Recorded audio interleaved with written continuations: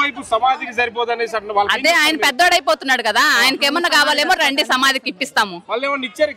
ఏమో మాకు తెలీదు, మాకైతే తెలీదు ఇచ్చినట్టు, మాకైతే గుర్తు కూడా లేదు. మరి ఇలా పథకాలు కొంతమంది పథకాలు తీసుకుంటూ కూడా తిడుతున్నారు, వాళ్ళకి ఏం చెప్తారు మీరు? వాళ్ళది ఏమంటారు అంతే. అయితే మళ్ళీ జగన్ గారికి వెళ్ళడం ఖాయం. ఎన్ని పార్టీలు వచ్చినా ఈసారి వీటికంటే ఎక్కువ పథకాలు ఇస్తా అన్నాడు చంద్రబాబు.